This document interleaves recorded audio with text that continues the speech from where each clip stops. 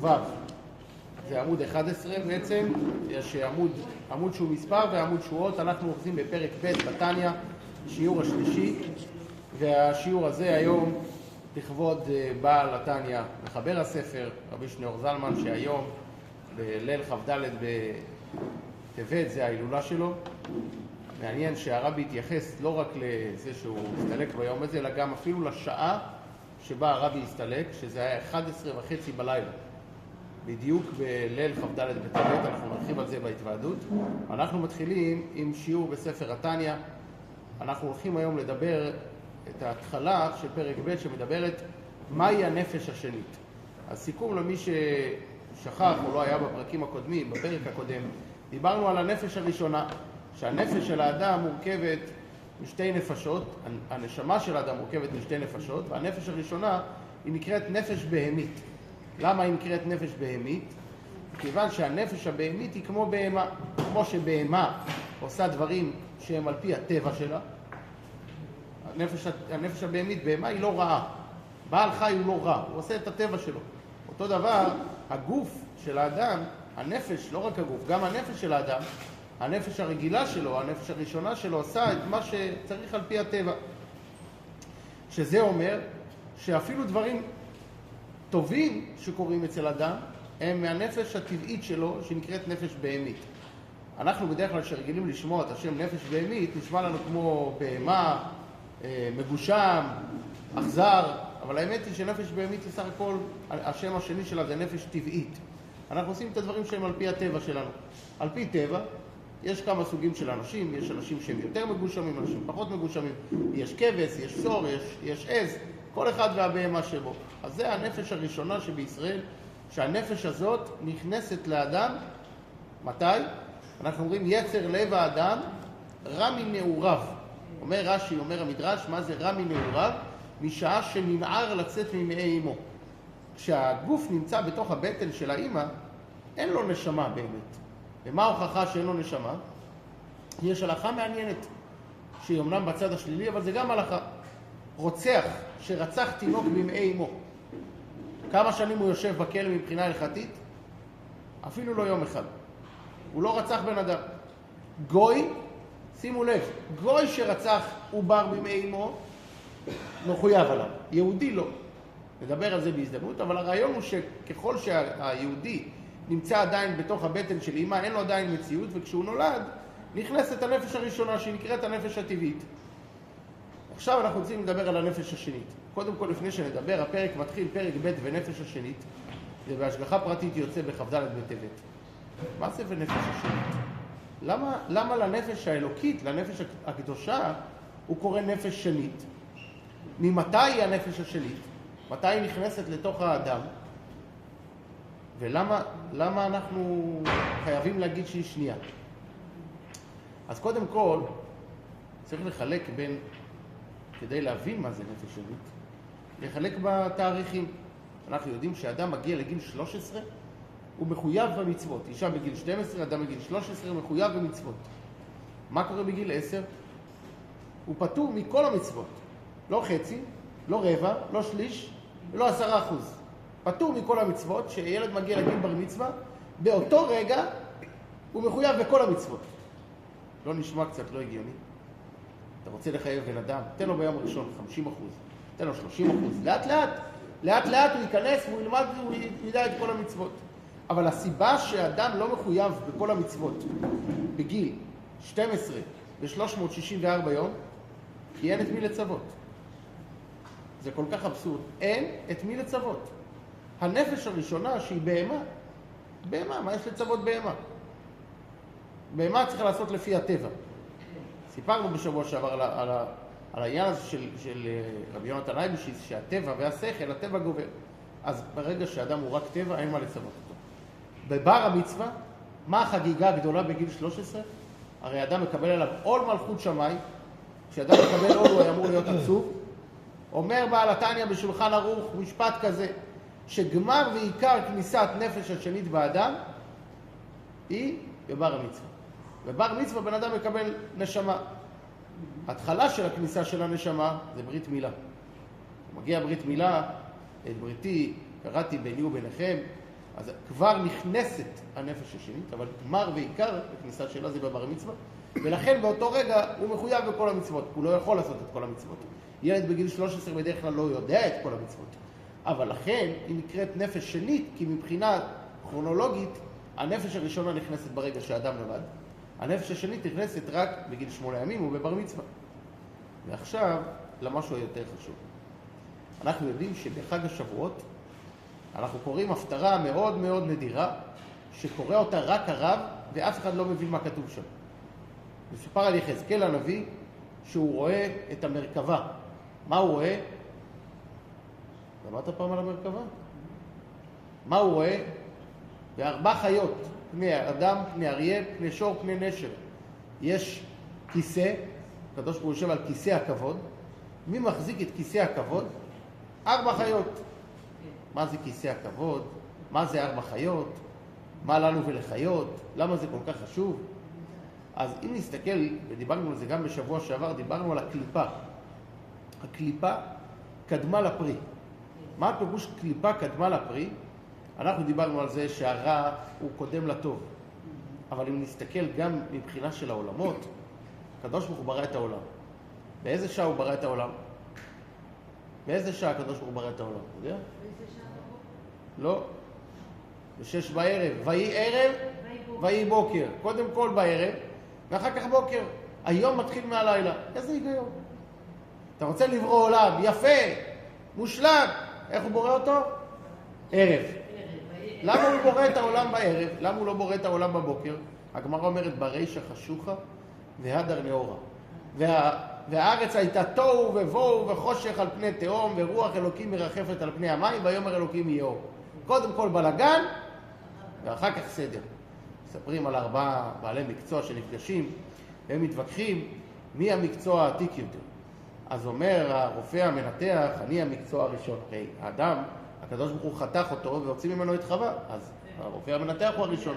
אומר המרדים, מי גרם לאדם שישן? רופא המרדים, אז אני המקצוע הקודם יותר. אומר האדריכל, אבל הקדוש ברוך הוא שהוא ברא את העולם היה לו תוכניות. מי עשה את התוכניות? האדריכל. אז האדריכל הוא הקודם.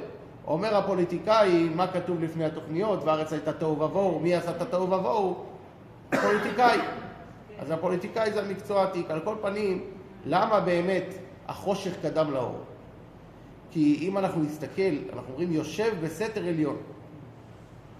כשאנחנו מדברים על אור, אנחנו מדברים על אור הכי מוגבל. אם ניקח פרוז'קטור מול העיניים, מה נגיד, מה אנחנו רואים? חושך. נכון? למה רואים חושך? כי זה כזה אור שאני לא יכול לראות אותו, אני מעדיף שלא יהיה לי אותו. הוא מציק, הוא נקרא חושך. הדרגה הגבוהה ביותר היא דרגה שאני לא יכול להבין אותה. ולכן כשאנחנו מדברים על סדר ההשתלשלות של בריאת העולם, מדברים על האדם, האדם הוא נברא האחרון. ביום שישי, כמה שעות לפני כניסת שבת, הוא ברא את האדם. לפני האדם, גם בצורה טבעית, היו כל בעלי החיים, השמיים והארץ, המלאכים והשמש והירח, אבל גם בעולם הרוחני, העולם של הבהמות קודם לעולם של הנשמות. לכן, המלאכים, מה כתוב עליהם? איך המלאכים עובדים? עושה מלאכיו רוחות, משרתיו אש לוהט. המלאכים מורכבים משתי, אנחנו יודעים, אש, רוח, מים, עפר, והמלאכים מאש ורוח. אבל מה? הוא בשתיים יכסה פניו, ובשתיים יעופף. כשמשה רבנו עושה את הכרובים, הוא עושה אותם כמו מלאכים עם 2 ידיים, שהם עפים. למה? כי הבהמות, הדרגה הגבוהה, דוד המלך אומר בהמות בהררי א', הדרגה הגבוהה יותר מאשר הנפש זה הבעלי חיים. האדם הוא עוד יותר נמוך מבעל החיים, במקום מסוים. ולכן, כשאנחנו באים לדבר על הנפש האלוקית של האדם, הנפש הטבעית שלו, הבהמה שלו, היא יותר גבוהה מאשר האדם שבו. האדם הוא מורכב מאדם ובהמה. אנחנו אומרים צדקתך בהרי אל, משפטיך תהום רבה, אדם ובהמה תושיע השם. מה זה אדם ובהמה? אנחנו מורכבים מאדם, אדם מלשון אדמה לעליון, הנשמה שלנו, ובהמה. מי קדם למי? הבהמה קדמה לאדם. הבהמה בדרגה גבוהה יותר מהאדם. האדם הוא בעולם העשייה, והנשמות והמלאכים שהם בדרגה רוחנית של בעלי חיים. 4 החיות הם בעולם היצירה. ולכן במקום מסוים הנפש האלוקית נקראת נפש שנית, כי כמו שהיא יורדת לפה למטה, הנפש האלוקית היא יותר נמוכה מאשר הנפש הבהמית. עכשיו צריך להסביר את זה עוד קצת. מה הכוונה להסביר את זה עוד קצת? להסביר בכלל, לפני שמדברים על הנפש הזאת, ומה היא, למה צריך אותה? למה ירדה הנשמה למטה? למה ירדה הנשמה למטה? הרי אנחנו היינו, לפני שהיינו פה, היינו בגן עדן. ומפה נחזור לגן עדן. זאת אומרת, הנשמה הייתה במקום הכי טוב, הולכת למקום הכי טוב. אז מה רוצים ממנה? הנשמה הגיעה לעולם לתקן את הבהמה. אז הנפש לא צריך לתקן, היא הגיעה, היא חלק מהקדוש ברוך הוא.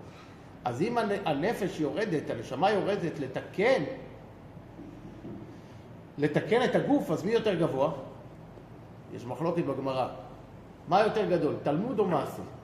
נחלקו. תלמוד גדול או מעשה גדול? מה המסקנה? גדול התלמוד שמביא לידי מעשה. אז מה יותר גדול? המעשה. המעשה. כל הגדלות של התלמוד שהוא מביא לידי המעשה. מה יותר גבוה, התורה או המצוות? התורה. התורה יותר גבוהה, היא קדושה, נכון? אבל מה כתוב בתורה? לעשות מצוות. אז המצוות יותר גבוהות. זה תמיד יהיה לנו האתגר הזה. מה קדם למה? זה לא הביצה והתרנגולת, אבל בפועל הנשמה ירדה לתקן את הבהמה. במקום מסוים הבהמה עוד יותר גבוהה מהנפש. אנחנו עוד נרחיב בזה. על כל פנים פה ההתחלה של פרק ב' ונפש השנית בישראל היא חלק אלוה ממעל ממש. זה השורה הראשונה בפרק. זה שורה מאוד מאוד מצמררת. עד כדי כך, עמוד 11 דף ו', שמי שלא שם לב, שישים לב, בשנת האבלות, בחב"ד נהוג בסוף תפילה להוסיף עוד קדיש. משנה וקדיש. הגביל בו את המיטה, אף על פי שרגלה שוקות ביתי תאבל, ואחר כך רבי חנניה, ומי ששם לב בסרטונים של הוידאו, וככה נוהגים חסידי חב"ד, אחרי שאומרים יקדים תורה ויאדיר, הרבי שם את היד על המצח, ואומר כמה מילים. וחסידים הקשיבו, הרבי אומר את המשפט הזה, ונפש השנית בישראל היא חלק אלוקה ממעל ממש. אנחנו לא רק מעלים נשמה למעלה, סתם, אנחנו מעלים חלק מהקדוש ברוך הוא. באיוב, פרק ל"א פסוק ב', כתוב שהנשמה היא חלק אלוה ממעל. מה פירוש חלק אלוה ממעל? לפני המילים ממש. מה זה חלק אלוה ממעל? אבל למה זה נקרא חלק אלוה ממעל? שאנחנו מדברים על הנשמה היא חלק מהקדוש ברוך הוא כמו שהוא נמצא למעלה. כי הרי הכל זה הקדוש ברוך הוא, גם השולחן זה הקדוש ברוך הוא, גם הספר זה הקדוש ברוך הוא. ממעל זה כמו שזה נמצא למעלה. מה זה ממש? למה האדמו"ר הזקן הוסיף מילה שלא כתובה בפסוק והוא אומר ממש? איפה כתובה המילה ממש בתורה? היא לא כתובה. איפה כתוב ברש"י בפעם הראשונה את המילה ממש? כתוב וישלח יעקב מלאכים לפניו. אומר רש"י מלאכים, מילה אחת הוא מוסיף, ממש. מה זה מלאכים ממש? מה יעקב שלח? מה יעקב שלח? יעקב שלח מלאכים לעשו? עשו יודע לקרוא מלאכים? אז יש כאלה שאומרים שהוא שלח שליחים. מה זה מלאכים ממש? יש שתי פירושים, ושניהם נכונים. מלאכים ממש זה מלאכים. לא דומה, לא כמעט, מלאכים ממש. לפעמים אנחנו אומרים מלאכים, שתי נשים מתווכחות, אחת אומרת לשנייה בעלי מלאך, השנייה אומרת, כן, גם בעלי לא בן אדם. מה זה מלאך? מלאך זה מלאך. ומלאך ממש זה מלאך שהוא מתלבש במשהו ממשי. כשאנחנו מדברים על הנשמה של הקדוש ברוך הוא כמו שהיא יורדת לתוך הנפש, מצד אחד היא חלק מהקדוש ברוך הוא, כמו שהיא באמת, אבל זה החלק שירד להיות ממשי. פה חשוב להבין סוגיה הלכתית. סוגיה הלכתית, אני חושב שדיברנו עליה, לא פה אז בשיעור אחר, שנקרא חתיכה נעשית נבלה. דיברנו על זה בשיעור? אתה זוכר היית? יש הלכה מעניינת בהלכות בשר בחלב. בהלכות בשר בחלב, מה קורה אם נשפך טיפה חלב על חתיכה אסדו? מה קורה? צריך לבדוק, האם יש 60 בחתיכה כנגד הטיפת חלב. ואם אין 60, אז אסור לאכול את התבשיל, אסור לאכול את הסדר. עכשיו, לקח מישהו את חתיכת הסדו הזה, לקח את זה ביד, בא לזרוק את זה לפח, החליק לו לתוך סיר אחר, מלא בשר. מה עכשיו? אומרת ההלכה, צריך 60 כנגד כל החתיכה. לא כנגד הטיפת חלב, כנגד כל החתיכה. למה?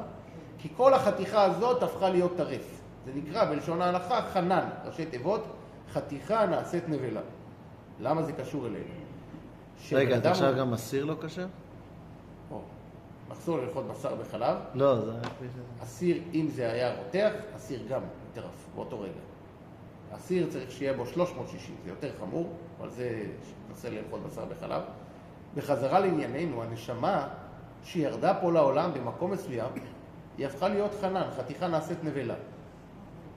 יהודי רוצח, מה ההלכה, מה העונש שלו? רוצח, כן. רוצח, לפי ההלכה, רוצח, ממש רצח, לא בטעות, לא כאילו. צריך למות, נכון? אבל את מי אתה הורג? כתוב, לא תלין נבלתו על העץ, כי קללת אלוהים תלוי. לכן היום יש מצווה גדולה למהר את הלוויה באותו יום. אתה הורג את הקדוש ברוך הוא? אז מה אם הוא הרג? אתה רוצח חלק אלוקם ממעל? איך אתה יכול לעשות דבר כזה? לכן אומרים שבמקום מסוים יכול להיות מצב שהנפש הזאת כל כך ירדה והתגשמה עד שהפכה להיות נבלה. זה סוגיה מאוד מאוד מורכבת, שאפשר להגיד אותה, את שיטתו של בעל התניא. העולם החרדי מאוד לא סובל את העולם הלא דתי, עד כדי כך שהוא לא רואה שום צורך ורצון לעזור לו. שאלתי פעם רב גדול, באמת רב, יהודי משכמו ומעלה. אמרתי לו, למה אתה לא משקיע מהזמן שלך לעזור להניח תפילין למי שאין לו, או לא יודע להניח, או ללמד אותם? הוא אמר לי 3 מילים ואני לא יכול לשכוח אותם. על איתהו לרשע וימות. על איתהו לרשע וימות. מה אכפת לי מהם? למה הוא אמר דבר כזה? כמובן שלפי חב"ד זה בכלל לא יכול להיות, אבל הוא אומר, תראה, אם בן אדם כל כך ירד ונכנס למקום כל כך נמוך, מה אני צריך להגיע ולהשפיל את עצמי להרים אותו משם? אני אתקן את הנפש הבהמית שלו? זה לא רק הנפש הבהמית, הוא כאילו הפך להיות כל כך רשע, שאם אני אלך לטפל בו, אני אבזבז את הזמן שלי, שאולי אני בכלל... במקום לתקן את עצמי. כן, אז למה באמת יהודי שמצווה והגית בו יומם ולילה, הוא צריך ללמוד תורה כל היום, צריך במקום מסוים לבוא, לעזוב את הזמן שלו וללכת לבזבז אותו על מישהו אחר שאין לו תפילין, או שצריך שיביאו לו אוכל, או שצריך שיעזרו לו עם כל נושא יהודי, גשמי ורוחני כאחד. הסיבה היחידה היא כי אני לא מסתכל על הגוף שלו, אני מסתכל על הנשמה שלו, ואני אומר שגם אם הנשמה התלכלכה לגמרי, יש לה תיקון. היה פעם יהודי שהגיע לרבי שלום דובבר, הרבי החמישי של חב"ד. הוא חיכה בתור הרבה זמן, הוא היה איש עסקים. זה לא התאים לו לחכות הרבה זמן, הוא רצה להיות מה-VIP והוא לא זכה. אז כשהוא נכנס לרבי, הוא אמר לרבי, תראה, אני ראיתי לפניי אנשים מאוד פשוטים. מה יש לרבי? למה הרבי כל כך מקרב אותם? אז הרבי אמר לו, תגיד, תזכיר לי במה אתה עובד. אז הוא אומר, מה הרבי לא זוכר? אני מתעסק ביהלומים, באבני חן. אז הרבי אמר לו, אפשר לראות קצת? הוא אומר לרבי, בשמחה. הוא מוציא מהתיק שלו קופסה של יהלומים, הוא זורק אותם על השולחן, הוא אומר לה, בבקשה. אז הרבי לוקח אבן, מסתכל עוד אבן, הרבי אומר, אני לא מבין כלום, מה מיוחד? זה אבנים רגילות. אז הוא אומר, רבי, מה אתה מדבר? בשביל להבין באבני חן צריך להיות מבין, מה אתה מתערב, אתה לא מבין. אז הרבי אומר לו, אתה מבין? בשביל להבין בנשמות צריך להיות מבין. עכשיו, זו אמירה באמת שהיא לשתי הדברים. קודם כל, שאנחנו לא מבינים כלום. דבר שני, שצריך להיות מבין במקום מסוים. כתוב על רבקה שהיא הייתה שושנה בין החוכים. אז מה אם היא שושנה בין החוכים? אז יצחק חיפש דווקא את השושנה, כדי שהוא בטוח הוא יעקץ מכל הקוצים. לך למקום בלי קוצים. צריך להיות מבין כדי להוציא את הנשמה מהקוצים. שהרבי אומר שהנשמה היא חלק אלוקם ממעל ממש, הוא מתכוון שגם שהנפש הזאת ירדה למקום, לא רק הגוף, גם הנשמה ירדה למקום כל כך גשמי ומגושם, שהוא נהיה חלק אלוקם ממעל ממש, שהאלוקות מתגשמת. עד כדי כך שהנפש לא עוזר לו שום דבר. המושג לב אבן נאמר על פרעה, אבל יש גם יהודים עם לב אבן. לא מדבר להם שום דבר. לא מזיז להם, לא אוכל לא כשר, לא שבת. אתה אומר, רגע, שנייה, איך לא מזיז לו? עד כדי כך שיש יהודים שלא עלינו אפילו מתנצרים. איך? הרי האדמו"ר הזקן אומר, בתניא שיהודי יש לו מסירות נפש. אז זה ההסבר, שהנשמה של הקדוש ברוך הוא, חלק מהקדוש ברוך הוא, יכול לרדת עד כדי כך שהוא יהיה ממש, והוא עדיין יהיה חלק מהקדוש ברוך הוא. איזה חלק? למה אנחנו אומרים שהנשמה הזאת היא חלק מהקדוש ברוך הוא? איך אפשר בכלל להסביר את זה, שהנשמה היא חלק מהקדוש ברוך הוא? הרי אם אנחנו מדברים על חלק מהקדוש ברוך הוא, הבת שלי בשבת התחילה לדבר על פצצת אטום. מה יקרה אם יהיה פצצת אטום? אז היה לנו אורח, הוא אמר, מה, את לא מבינה, גם זה אטום. גם זה אטום, גם הצלחת אטום. אז התחילה להתבלבל, אז מה זה פצצת אטום? אז אם הכל זה הקדוש ברוך הוא, אז מה זה חלק אלוקה? הכל זה חלק אלוקה ממנו. אותו הקדוש ברוך הוא שברא את העולם, ברא את הכל, ברא גם את היהודי. מה ההבדל בין יהודי ללא יהודי? לא יש נשמה, לא יש נשמה, לא יש נפש. במה היא יותר טובה? במה הנפש? תסתכל על יהודי וגוי. לא יכול להיות יהודי שמתנהג יותר גרוע מגוי. לא יכול להיות גוי שמתנהג יותר טוב מיהודי. אז איפה הנפש הזאת? איפה תופסים אותה? על זה הוא רוצה להסביר לנו. אנחנו נרחיב בזה בשיעור הבא בעזרת השם. מה ההבדל בין יהודי ללא יהודי? הוא קורא לזה באותו מילה שהתורה משתמשת. שהקדוש ברוך הוא בורא את האדם, הוא בורא אותו בצורה מאוד מיוחדת. כל הנבראים בעולם, ויאמר אלוהים תוציא הארץ דשא, יצא דשא. ועוף יעופף על הארץ, יצאו העופות. ויברא אלוקים את התנינים, יצאו התנינים. והאדם ברא אותו בשתי פעימות, כל פעימה 50%. ויברא אלוקים את האדם עפר מן האדמה, ויפח באפיו נשמת חיים. למה מסובך? תגיד, ויברא את האדם, ויברא את האדם. למה צריך לחלק את זה לשתי בריאות? בריאה אחת, הוא קורא לה עפר מן האדמה. אתה רוצה לברוא עפר מן האדמה, תברא מהעפר גם את השמש ואת הירח. לא, רק האדם עפר מן האדמה, ואחרי זה ויפח באפיו נשמת חיים. מה זה ויפח באפיו נשמת חיים?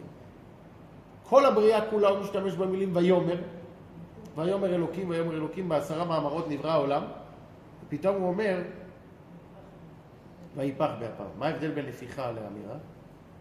כשאני מנסה להסביר את זה לילדים, אני אומר זה מאוד פשוט. כמה מילים בן אדם מדבר ביום? חשבתם פעם?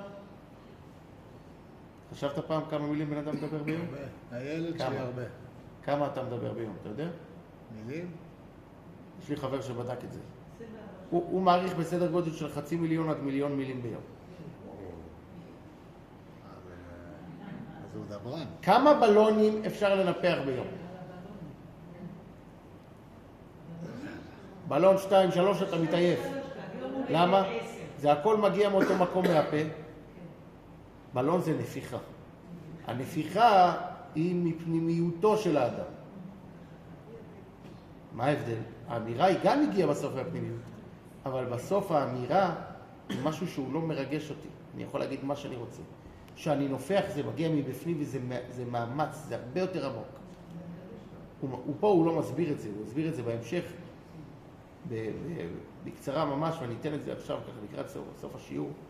הוא מסביר שהפוך לגמרי זה ההבדל בין דיבור למחשבה. מה ההבדל בין דיבור למחשבה? מה יותר חשוב? צד אחד דיבור. דיבור זה הוכחה שבאמת חשבתי על משהו. איך יודעים שבן אדם הוא חכם? אם הוא חושב או שהוא אומר. דיבור זה לא הוכחה שחשבת על משהו. אם לא תדבר, אף אחד לא ידע שאתה חכם. כאלה שמדברים... לא, אבל לא, מחשבה היא לאו דווקא חוכמה. המחשבה היא לא חוכמה. המחשבה היא אותן אותיות של הדיבור, רק אותיות פנימיות יותר. אותיות שהן נסתרות. אנחנו לא יכולים להראות אותן לשני עד שלא אמרנו אותן. אני חושב שעדיף בן אדם שחושב יותר ומדבר פחות. נכון, אמור מעט ועשה הרבה. אבל מעבר לזה גם יש עניין לחשוב הרבה. כשאנחנו מדברים על כל העולם זה נברא מויאמר אלוקים. זה עניין של דיבור, זה עניין חיצוני. עם ישראל הגיע ממקום של מחשבה. למה הוא הגיע ממחשבה? כתוב במדרש, בראשית ברא אלוקים. מה זה בראשית? בית ראשית. הקדוש ברוך הוא ברא את העולם לשני דברים, לתורה ולעם ישראל. זאת אומרת, אנחנו היינו עוד לפני שנברא העולם, היינו עוד במחשבה שלו. או כמו שכתוב במדרש אחר, במי נמלך בנשמותיהם של צדיקים. כאילו הוא התייעץ עם הצדיקים. הפירוש אגב של המדרש הזה הוא מאוד יפה ומאוד פשוט. כשאדם רוצה לצאת לאיזשהו טיול, למה הוא עושה את הטיול? בסוף זה עולה לו כסף, עולה לו זמן, לא נוגע. הוא חושב על הנוף שהוא יראה בשוויץ, והיופי והתמונה שהוא ייקח איתו לדרך, זה מה ששווה לו, הוא מוכן לצאת למסע. כמה שזה יעלה, כמה זמן שזה ייקח, כמה ימי עבודה, כמה זמן הוא ייקח לו לעלות בטריק, שווה לו. זה נקרא נמלך בנשמותיהם של צדיקים. הוא חשב איזה עולם, כמה רוע, כמה בלגן, אבל בסוף יש יהודי שיניח תפילין, יאללה, שווה. זה נקרא במי נמלך בנשמותיהם של צדיקים. וזה העניין של יהודי שאנחנו קוראים לו שהוא מהנפיחה, שהיהודי ממקום עמוק הרבה יותר בעולם, למרות שבחיצוניות הוא אותו דבר, אבל בפנימיות הוא הגיע ממקום הרבה יותר עמוק מאשר מה שכל העולם נברא. בחיצוניות זה נראה שזה אותו דבר. בפנימיות אנחנו נפיחה, אנחנו פנימיים יותר. ולכן, אגב, לפעמים רואים על בן אדם שהוא נראה בן אדם מאוד מאוד פשוט, אבל בפנים, או שהוא חכם מאוד, או שהוא עשיר גדול, אי אפשר לראות את זה. אנחנו לא שופטים על פי החיצוניות. זה מה שאומר שהנשמה היא חלק אלוקה, לא הגוף. הנשמה הפנימית שלא רואים אותה.